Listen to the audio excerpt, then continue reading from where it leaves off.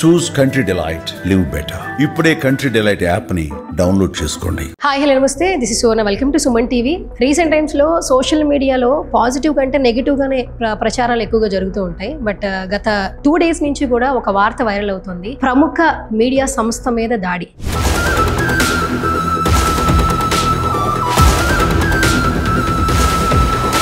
గత కొన్ని సంవత్సరాల నుంచి సక్సెస్ఫుల్గా ఒక సంస్థని రన్ చేస్తున్నారు మహాన్యూస్ ఎండి వంశీ గారు. సో ఒక్కసారిగా మీడియా సంస్థ మీద దాడి చేయడం ఏంటి, ఎందుకు దాడులు చేస్తున్నారు, దీన్ని పొలిటికల్గా చూడాలా, పర్సనల్గా చూడాలా, అసలు ఈ దాడి ఎందుకు జరిగింది? సో రైట్ నా మనతో మాట్లాడడానికి మహాన్యూస్ అధినేత వంశీ గారు ఉన్నారు. సో ఈ దాడిని ఏ విధంగా చూస్తున్నారు, నెక్స్ట్ ఏం చేయబోతున్నారు, ఆయనతో మాట్లాడు. నమస్తే సార్.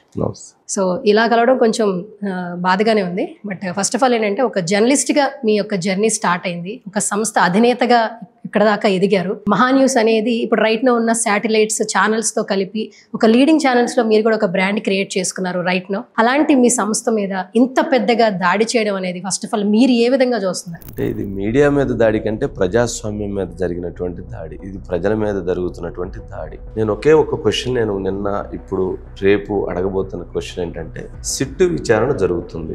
ఏ విషయంలో జరుగుతుంది? ఫోన్ ట్యాపింగ్ కేసు విషయంలో జరుగుతుంది. ఆ ఫోన్ ట్యాప్ చేసినటువంటి వాళ్ళని పిలిచి వాళ్ళని అరెస్ట్ చేశారు. ఎవరైతే బాధించబడ్డారో వాళ్ళని పోలీస్ స్టేషన్ పిలిచి ఎంక్వైరీ చేస్తున్నారు. వాళ్ళందరూ అక్కడికి వెళ్ళి మా ఫోన్లు ట్యాప్ అయినాయి, మేము పోయి దాంకున్నాం, బెంగళూరులో దాంకున్నాం, అక్కడ దాంకున్నాం, మమ్మల్ని ఇబ్బందులు పెట్టారని వాళ్ళు బయటకు వచ్చి చెప్తున్నారు. అలా చెప్తున్నప్పుడు వాటికి సంబంధించినటువంటి వార్తలని ప్రసారం చేయాల్సినటువంటి బాధ్యత మీడియా మీద ఉందా లేదా? మరి అలాంటి ప్రసారం చేసినప్పుడు వాటికి సంబంధించి ఈ రకమైనటువంటి దాడి చేయడం సరైనటువంటి చర్యనా? ఒక పొలిటికల్ పార్టీ, అంత పెద్ద లీడర్షిప్ ఉన్నటువంటి పార్టీ ఈ రకంగా వాళ్లే ప్రజాస్వామ్యాన్ని కూలీ చేస్తే, వాళ్లే ఫోర్త్ ఎస్టేట్ని కూలీ చేసేటువంటి ప్రయత్నం చేస్తే ఇది ఎంతవరకు కరెక్ట్ అనేటువంటిది నా ప్రశ్న. ఓకే సార్, ఫోన్ ట్యాపింగ్ గురించి చాలా ఛానల్స్ చేస్తూ ఉన్నాయి. బట్ మహాన్యూస్ మీద ఇంత పెద్దగా దాడిని ఏ విధంగా చూడాలి? మీరు పెట్టిన టైటిలే ప్రశ్నిస్తే దాడులు చేస్తారా అంటున్నారు. అంటే మీరు ప్రశ్నించినందుకు ఈ దాడి జరిగిందని అనుకోవాలంటారా? అంటే ఖచ్చితంగా ప్రశ్నించినందుకే దాడి జరిగింది. వారు అభ్యంతరం తెలియజేసినటువంటి అంశం ఏంటంటే, మేము పెట్టినటువంటి థంబ్నెయిల్స్ మాకు అభ్యంతరంగా ఉన్నాయి అనేది వాళ్ళు చెప్పిన వరడు. నిజంగా కేటీఆర్ గారికి లేదా బీఆర్ఎస్ పార్టీలో ఉన్నటువంటి చాలామంది నేతలకి మహాన్యూస్తో టచ్ ఉంది. ఇదిగో మాకు ఈ థంబ్నెయిల్ అభ్యంతరంగా ఉంది, మీరు పెట్టినటువంటిది బాగలేదు అనేటువంటిది ఉన్న ఒక అంశం మాకు తెలియజేస్తుంటే, మేము అది తీయకపోతే లేదా దానికి సంబంధించి కరెక్షన్ చెయ్యకపోతే, నిజంగా వాళ్ళు తప్పు అయ్యి ఉంటేనే మేము తీస్తాం. అలాంటిది ఉంటే ఆ కమ్యూనికేషన్ ఇచ్చేటువంటి సాంప్రదాయం బీఆర్ఎస్ పార్టీకి లేదా, నిజంగా ఆ థంబ్నెయిల్ తప్పు ఉంటే, నీకు అభ్యంతరం ఉంటే అడగాలి కదా ముందు. దానికి సంబంధించి లేదు మీకు అభ్యంతరం ఉంది, నేను తీయలేదు, నువ్వు తీయకపోతే నీకు అనేక అవకాశాలు ఉన్నాయి కదా, చట్టపరంగా తీసుకోవచ్చు, న్యాయపరంగా తీసుకోవచ్చు. ఇన్ని అవకాశాలు ఉంటే వాటన్నిటిని ఎందుకు కాలు రాసి ఈ స్థాయికి వచ్చారు? నిజంగా అభ్యంతరం ఉంటే చెప్పొచ్చు కదా, నేను తీయకపోతే లేదా దానికి సంబంధించి నేను క్లారిఫికేషన్ ఇవ్వకపోతే దాని మీద అభ్యంతరం ఉండాలి. అంతేగాని ఈ రకమైన చర్య ఏంటి? ఇంతమంది మీద దాడి చేసి, మీడియా మీద దాడి చేసి, ఇంత ధ్వంసం చేసి, ఇన్న కోట్లాది రూపాయల ఆస్తులు ధ్వంసం చేయటం ఏ రకమైనటువంటి ఇండికేషన్, ఏ రకమైనటువంటి సమాజానికి మెసేజ్? ఇది ఆలోచించుకోవాలి. నిన్నటి నుంచి మహిళలు కూడా మాట్లాడుతూ ఉన్నారు. మహిళలు కూడా ఒకటే చెప్తున్నారు, థంబ్నెయిల్స్ గురించే మాట్లాడుతూ ఉన్నారు, జరిగిన దాడి గురించి ఎవరు మాట్లాడట్లేదు. సో మీరు చాలా మట్టుకు కూడా ఎక్కడైనా ఒక మహిళకి అన్యాయం జరిగినా, అంటే పొలిటికల్గా కావచ్చు, పర్సనల్గా కావచ్చు, మహాన్యూస్ ద్వారా కూడా చాలా వార్తలు ప్రచారం చేశారు. గతంలో బీఆర్ఎస్ పార్టీ అధికారంలో ఉన్నప్పుడు కేసీఆర్ గారి గురించి, కేటీఆర్ గారి గురించి కూడా మంచి మంచి పాజిటివ్ ప్యాకేజీలు కూడా మీ ఛానల్లో టెలికాస్ట్ కూడా అయినాయి. ఒక్కసారిగా దీన్ని అసలు ఎలా చూడాలంటారు? అంటే పొలిటికల్ టర్న్ తీసుకుందండి. దీని వెనక ఎజెండా ఇది కాదు, దీని వెనక ఇంకొక ఏదో ఎజెండా ఉంది. ఆ ఎజెండాలో భాగంగా ఇప్పుడు ఇది కాంట్రవర్సీ క్రియేట్ చేశారని నేను అనుకుంటున్నా. నిజంగా కొంతమంది చేత ఎవరైతే బీఆర్ఎస్ పార్టీయో లేదా అనుబంధంగా సంబంధించినటువంటి వాళ్ళు మాట్లాడుతున్నారు. ఎప్పుడన్నా నా విషయంలో కానీ మహాన్యూస్ విషయంలో ఇటువంటి కాంట్రవర్సీ ఉందా? లేదు కదా. ఇప్పుడు ఈ సంబంధించినటువంటి బీఆర్ఎస్ పార్టీ కొన్ని అభ్యంతరాలను వ్యక్తం చేసింది. అభ్యంతరాన్ని ఇందులో ఎవరన్నా నాతోటి మాట్లాడారా? నేను చెప్పినటువంటి దాంట్లో ఏం అభ్యంతరం లేదంటున్నారు. ఒక థంబ్నెయిల్ పెట్టిన దాంట్లో ఒక రిపోర్టర్ చెప్పినటువంటి అంశం మీద అభ్యంతరం, అది చెప్పాలి కదా, డిస్కస్ చేయాలి కదా, అడగాలి కదా. అసలు దానికి ఇంత వికృతమైనటువంటి ఈ రకమైనటువంటి దాడి, ఇంత మనుషుల్ని చంపేటువంటి దాడి, ఇది అసలు ఏ రకంగా ఇండికేషను? వారికి మీడియా వస్తుంది, వారు రేపు బీఆర్ఎస్ పార్టీ ఒక పెద్ద వ్యవస్థ, ఆ వ్యవస్థ ప్రజలకు దగ్గరికి రేపు పొద్దున వెళ్ళి ఏమని అడగాలి? అధికారంలో లేనప్పుడు ఇలాంటి దాడులు చేస్తే రేపు అధికారంలోకి వచ్చిన ఎలాంటి దాడులు ఉంటాయి అనేటువంటిది భావించాలి. ఇది సరైనది కాదు అసలు.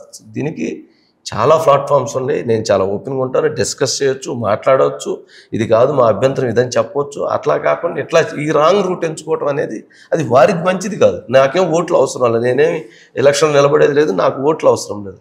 ప్రజాస్వామ్యంలో ఇలాంటి దాడులు చేస్తే ప్రజలు రేపు హర్షిస్తారా, ఓట్లేస్తారా? ఫోన్ ట్యాపింగ్ జరిగింది అంటున్నారు. ఫోన్ ట్యాపింగ్ అంశంలో ఫోన్ ట్యాప్ చేసినటువంటి వ్యక్తులు ఇంట్లో మీరు ఏం భోజనం చేస్తున్నారు, ఏం కూర వండుకున్నారు, ఏం రైస్ వండారు, పుల్కా చేశారా, చపాతీ చేశారు, ఈ మాట్లాడుకునే వినేదానికి కాదు కదా ఫోన్ ట్యాప్ చేసింది. ఫోన్ ట్యాప్ చేసింది దేనికి? వాళ్ళకి సంబంధించిన ఆర్థిక వ్యవహారాలు, లేకపోతే వాళ్ళకి సంబంధించిన కుటుంబ వ్యవహారాలు, లేకపోతే వాళ్ళకి సంబంధించిన ఇతర వ్యవహారాలు జరిగాయి అనేటువంటి ఆరోపణలు ఉంటేనే కదా ఈ విచారణ జరుగుతుంది. ఆ విచారణ జరుగుతున్నటువంటి అంశంలో సరే ఒక్కొక్కరు ఒక్కొక్క స్టైల్లో ఒక్కొక్కరు ఒక్కొక్క రకమైన ఇది చేస్తారు. దాంట్లో కూడా అభ్యంతరం ఉంటే చెప్పేదానికి అవకాశం ఉంది కదా, ప్లాట్ఫామ్ ఉంది కదా.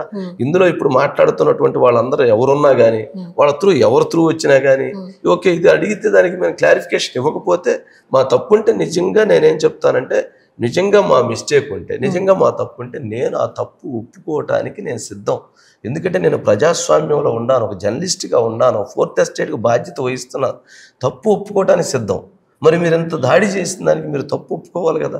రేపు ప్రజాస్వామ్యం కదా ఇది, మీరు ప్రజలకు మీరు జవాబుదారీ కదా, మాకంటే మీకు ఎక్కువ బాధ్యత ఉంది కదా. 9 సంవత్సరాల అధికారాన్ని ఇచ్చేసారు కదా. మరి అలాంటిది మీరే ఇలాగెళ్తే ఏం ఇండికేషన్ ఇస్తారు సమాజానికి? ప్రజలకు ఏం చెప్తారు?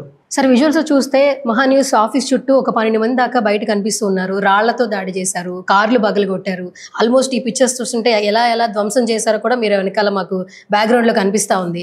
వాళ్ళ మీద కేసు పెట్టారు, కానీ నిన్న వాళ్ళు బయటకు వచ్చేసారన్న స్టేట్మెంట్ మేము చూసాం. అంటే వాళ్ళకి న్యాయ పరిధిలో ఉన్నటువంటి అంశం నిజంగా police department DCP Vijay Kumar గారు కానీ, వారి సిబ్బంది కానీ, సిపి గారు కానీ 100% వెంటనే ఆ రోజు రాత్రి వరకు వాళ్ళందరిని ఐడెంటిఫై చేయటం, వాళ్ళందరిని అరెస్ట్ చేయడం జరిగింది. అట్లాగే స్వయంగా ప్రభుత్వం కూడా చాలా సీరియస్గా రియాక్ట్ అయింది. బట్టి విక్రమార్క గారు డిప్యూటీ సీఎం గారు స్వయంగా వచ్చి పరిశీలించి ఎంత దారుణం అని చెప్పారు. పొన్నం ప్రభాకర్ గారు వచ్చారు, అట్లాగే ఇతర భారతీయ జనతా పార్టీకి సంబంధించినటువంటి ముఖ్య నేతలందరూ వచ్చారు. వాళ్ళందరూ చూసిన తర్వాత ఇంత పెద్ద దాడిని ఇంతవరకు చరిత్రలో, హైదరాబాద్ చరిత్రలో జరగలేదు. ఇంకెక్కడ జరిగితే జరిగి ఉండేవి కానీ ఎక్కడైతే జరగలేదు. అందులోనూ మీడియా సంస్థ మీద ఎంత దాడి జరగలేదు. అది చూసిన తర్వాత వాళ్ళు చెప్పినటువంటిది సరే, దీంట్లో వాళ్ళు అరెస్ట్ చేశారు, రిమాండ్ చేశారు. ఇంతవరకు చట్టం తన పని తాను చేసింది. న్యాయ పరిధిలోకి వెళ్ళినప్పుడు న్యాయ పరిధిలో ఉన్నటువంటి దాంట్లో ఇంజురీస్ ఎంత అయినాయి, ఎవరన్నా హాస్పిటల్లో అడ్మిట్ అయ్యి ఉన్నారా, హాస్పిటలైజేషన్ అయ్యి ఉన్నారా, లేకపోతే అట్లాంటి దాని మీద వాళ్ళ సంబంధించిన కొన్ని గ్రౌండ్స్లో డిస్కస్ జరిగినట్టుంది. మరి న్యాయమూర్తి గారు అందుకు సంబంధించినటువంటి దాంట్లో సరే ఇది ఈ గ్రౌండ్స్లో నేను బెయిల్ ఇస్తున్నాను, కానీ వాళ్ళు ఇంకోసారి ఎటువంటి చర్యలు తీసుకోవడానికి లేదని ఇది వార్నింగ్ చేసి ఇచ్చారని చెప్పి వింటున్నాను నేను కూడా. మరి అలాంటిది న్యాయమూర్తి పరిధి గారి దగ్గర ఉన్నది కాబట్టి దాని గురించి మనం మాట్లాడటం కరెక్ట్ కాదు అనేది నా భావన. సువర్ణ, ఇప్పుడు కూడా ప్రొటెక్షన్ ఉన్నట్టుగా, అంటే మీరు కేవలం ప్రొటెక్షన్ పెట్టినారా పోలీసుని, లేదంటే వాళ్ళని ఇష్యూ జరిగిన తర్వాత వాళ్ళు అరేంజ్ చేయడం? ప్రభుత్వం దానికి సంబంధించి అంటే నేనేమంటానంటే ఇది నా మీద జరిగిన దాడి కాదు, ప్రజాస్వామ్యం ప్రజలకు తెలియజేసేటువంటి ప్రయత్నాన్ని ఆయన తెలియజేస్తున్నారు. ఇటు నా వర్షం ఇచ్చారు, అటు వాళ్ళ వర్షం ఇచ్చారు, అందరు వర్షం ఇస్తున్నారు. అది ఒక పద్ధతి, అది మీడియా బాధ్యత. అది అలాగ చేసినటువంటి వాళ్ళు ఇంకొక ఐటమ్ ఇచ్చారు, ఇంకొక ఐటమ్ ఇచ్చారు. అందుట్లో ఇదిగో మీరు పెట్టిన దాంట్లో ఇక్కడ డాట్ పెట్టలేదు, ఈ పెట్టిన దాంట్లో మీరు ఈ మిస్టేక్ పెట్టారు, ఇందుట్లో మీది తప్పు ఉంది అని చెప్పని ఈ రకంగా చేస్తే అది ఎవరికైనా మంచిది కాదు కదా. మరి అందుకని ఇది సెక్యూరిటీ వాళ్ళు ఎట్లాంటి సంఘటనలు మళ్ళీ జరుగుతాయేమనేటువంటి ఉద్దేశంతో ఏర్పాటు చేసినట్టున్నారు. మొత్తం మీద ఎంత మేరకు నష్టం జరిగింది సార్? ఆల్మోస్ట్ చూస్తుంటే గ్లాసెస్ కింద కార్స్, ఆ కార్స్ ఎవరు సార్ యాక్చువల్లీ బయట? అంటే మనం అది 2 కార్స్, ఒకటి ఏమన్నా సైదాబాబుది, ఒకటి ఏమన్నా శివరాం ప్రసాద్ గారిది, ఒకటి ఇద్దరు హెచ్ఓడీస్, సిఇఓ గారిది. అట్లా ఇదనే కాదు అంటే బయట అటు పక్క ఓబీ వెహికల్ ఒకటి డ్యామేజ్ అయింది, ఇటువైపు చూస్తే ప్రతి ఒక్కటి డ్యామేజ్ అయింది. అంటే నిజంగా మా ఎంప్లాయీస్ ఇది ఒక మహా కుటుంబం, ఇది మహా ఫ్యామిలీ. ఇక్కడ ఉన్నటువంటి వాళ్ళందరూ మా కుటుంబ సభ్యులుగానే మేము భావిస్తాం. అలాంటి కుటుంబంలో వాళ్ళు ఎవరైతే వచ్చి ఒక 20 మంది దాడి చేస్తూ ఉంటే తన్నులు తింటూనే వాళ్ళని ప్రొటెక్ట్ చేసి వాళ్ళని ఆపి నిలువరించి తమ్ముళ్ళు ఇది కరెక్ట్ కాదు అని చెప్తూ వాళ్ళని నియంత్రిస్తూ వాళ్ళని ఆపి అక్కడి నుంచి వెనక్కి పంపించారు. వాళ్ళు అక్కడి నుంచి వెనక్కి వెళ్ళారు. నిజంగా అదే వాళ్ళు లోపలికి వెళ్ళుంటే ఇంత దాడి జరిగేది. నేను అదే అన్నాను, నేను అడుగుతుంది ఏంటంటే ఇంత దాడి చేయాల్సినటువంటి చర్య అవసరమా? లేదు నిజంగా మీకు అట్లాంటిది ఉంటే దానికి ఇంకొక రకమైన ఉంటుంది, అంతేగాని ఇది కరెక్ట్ కాదు. ఇంత ఆఫీసు మీద దాడి చేసి ఇంతమంది మహిళా ఉద్యోగులు భయభ్రాంతులకు గురి చేసి ఇంకా ఉద్యోగుల మీద దాడి చేయటం అసలు ఏ రకంగానూ సరైన చర్య అయితే కాదు. అసలు అందుట్లో బీఆర్ఎస్ పార్టీకి, అందుట్లో కేసీఆర్ గారు, కేటీఆర్ అసలు వాళ్ళకి కరెక్ట్ కాదు. ఓకే, నెక్స్ట్ అంటే దీన్ని ఏమైనా కొంచెం సీరియస్గా తీసుకునే ఆలోచనలో మీరున్నారా? లేదు అంటే వాళ్ళకి సంబంధించిన సభ్యులు ఎవరైనా వచ్చి మీతో మాట్లాడే ప్రయత్నం చేసి ఇది కొంచెం చల్లారుతుందంట? అంటే నేను ప్రజాస్వామ్యబద్ధంగా నా మీద జరిగినటువంటి దాడికి నా పోరాటం కొనసాగుతుంది. ప్రజాస్వామ్యబద్ధంగా నేను వెళతాను. ఇప్పటికీ వాళ్ళు చాలామంది చాలా రకాలుగా మాట్లాడుతూ ఉన్నారు. అటువంటి భాష నేను మాట్లాడను, అటువంటి విచక్షణ నేను కోల్పోను. నాకు ఆ విజ్ఞానంతో, నేను ఆలోచనతోటే ఉన్నటువంటి అంశాన్ని తెలియజేస్తాను. ప్రజలకు జవాబుదారీతనంగా ఉంటాను. అంతేగాని ఎవరో ఏదో మాట్లాడి నన్ను అలా మాట్లాడి నేను నా సంస్కారాన్ని, నా పద్ధతిని నేను మార్చుకునేటువంటి పరిస్థితులు. అది కూడా నేను కూడా వాళ్ళని అప్పీల్ చేస్తుందంటే మీరు కూడా అలాంటి భాష మాట్లాడటం మంచిది కాదు. మీరు ఏదన్నా ఉంటే మీరు అడగండి, దానికి సమాధానం చెప్పొచ్చు. అంతేగాని ఒక ఈ రకమైనటువంటి భాషలు, ఈ రకమైనటువంటి వ్యవహారాలు చేయటం అయితే అది కేటీఆర్ గారికి కానీ లేదా వారికి సంబంధించినటువంటి టీం ఎవరైతే చేస్తున్నారో వారికి కూడా అది సభ్యత కాదు. ఎందుకనంటే మీకు ప్రజలు కావాలి, ఓట్లు కావాలి, రేపు మీకు అధికారాలు కావాలి. అట్లాంటప్పుడు ఇంకా జాగ్రత్తగా ఉండాల్సిన బాధ్యత వారి మీద ఉంటుందని నా విజ్ఞప్తి. అంతే కదా, అది వాళ్ళ ఇష్టం. ఓకే, సో వంశీ సార్, ఫైనల్గా క్వశ్చన్ ఏంటంటే, సో ఒక వార్త బయటకు వస్తుందంటే పాజిటివ్గా సపోర్ట్ చేసే వాళ్ళు కొంతమంది ఉంటారు, నెగిటివ్గా తిట్టేవాళ్ళు ఖచ్చితంగా ఉంటారు. రెండు వర్షన్స్ మనం చూస్తూ ఉంటాం. సో దీనికి సంబంధించి ఏంటంటే మీరు తమ్నెయిల్స్ గురించే ప్రతి ఒక్కరు మాట్లాడుతున్నారు కాబట్టి, సో తమ్నెయిల్ పెట్టకపోతే ఇంత దాడి జరగదు కదా, ఎందుకు అలా తమ్నెయిల్ పెడుతున్నారు, మీ దగ్గర ప్రూఫ్స్ ఉన్నాయా అని కొంతమంది కమెంట్ సెక్షన్లో. 100% ఓకే. ఇప్పుడు నేను ఇందాక అదే అడిగాను. ఇది స్వయంగా రాష్ట్ర ముఖ్యమంత్రి గారు రేవంత్ రెడ్డి గారు ఫోన్ ట్యాపింగ్ విని కొంపలు కూల్చారు అని మాట్లాడారు కదా. ఎవరైతే పిసిసి చీఫ్ మాట్లాడారు, బీజేపీ బండి సంజయ్ గారు మాట్లాడారు, అట్లాగే మొన్న కొండా విశ్వేశ్వరరెడ్డి గారు వెళ్ళి నేను నా భార్య బెంగళూరులో దాంకున్నామని మాట్లాడారు. అంటే ఈ ఫోన్ ట్యాపింగ్ అంశంలో మీడియా అధిపతి రాధాకృష్ణ గారిని పిలిచి విచారించారు. ఇట్లా చాలామందిని పిలిచి విచారించినప్పుడు వాళ్ళు చెప్తున్నటువంటి అంశాలు అక్కడ సిట్టు దగ్గర కానీ బయటకు వచ్చి వాళ్ళు బయట మాట్లాడి ఇవన్నీ విన్న తర్వాత ఏం ఇండికేషన్ వెళ్తుంది అంటే లోపల ఆ ఫోన్లు విన్నటువంటి వాళ్ళు వీటిని రకరకాలుగా ఉపయోగించారు, ఎన్నికల సందర్భంలో ఉపయోగించారని, ఇతర వ్యాపార అవసరాల కోసం ఉపయోగించారని, ఇతర అంశాల కోసం ఉపయోగించారనేటువంటి ఆరోపణలు వస్తున్నటువంటి నేపథ్యంలో ఆ రకమైనటువంటి థంబ్నెయిల్ని మా రిపోర్టర్ చెప్పినటువంటి అంశాన్ని మా డిజిటల్ వాళ్ళు పెట్టారు. నేను అడుగుతున్నది, మీకు ఆ టైటిల్ దాని మీద అభ్యంతరం ఉంటే దానికి సొల్యూషన్ ఉంది కదా. నాకు కమ్యూనికేషన్ ఇవ్వాలి, చైర్మన్ నన్ను అడిగితే నేను దాన్ని సవరించుకుంటాను. నేను సవరించుకోకపోతే నేను అదే స్టాండ్ మీద ఉంటానంటే నువ్వు మాట్లాడవచ్చు. నేను అదే అంటున్నాను. కానీ కనీసం ఆ చిన్నపాటి స్పృహని అంత అధికారంలో ఉన్నటువంటి వ్యక్తులు ఆ రకమైనటువంటి మిస్ అయితే ఎట్లా? నేను కేటీఆర్ గారికి అదే రిక్వెస్ట్ చేస్తుంది. మీరు ఒక ప్రజానాయకుడు, మీరు భవిష్యత్తు నాయకుడు, మీరే ఇట్లాంటి చర్యలు చేస్తే రేపు రాష్ట్రంలో ఎటువంటి ఇండికేషన్ ఇస్తాం? హైదరాబాద్కి మేము బ్రాండ్ అంబాసిడర్ చెప్పినటువంటి మీరు ఇలాంటి దాడి చేయడం ద్వారా హైదరాబాద్ బ్రాండ్ని ఏ విధంగా మీరు తీసుకెళ్తారు?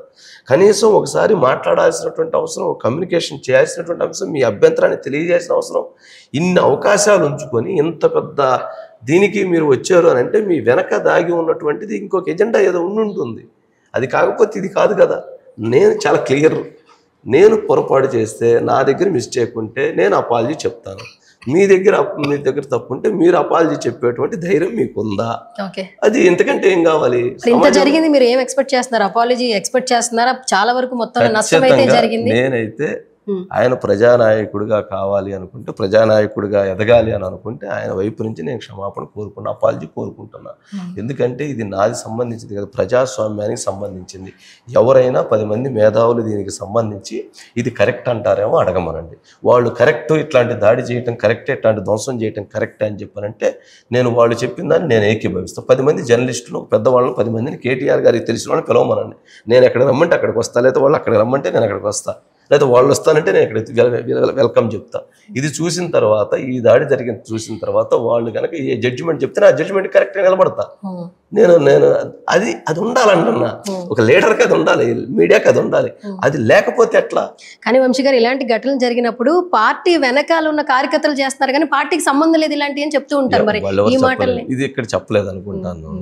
సో ఇక్కడ ఇది ఎక్కడ చెప్పినట్లేదు వాళ్ళు కొంత దీన్ని కొంచెం ఓన్ చేసుకోవాలా లేకపోతే ఓన్ చేసుకునే విధంగా ఇట్లా మాట్లాడుతున్నారు.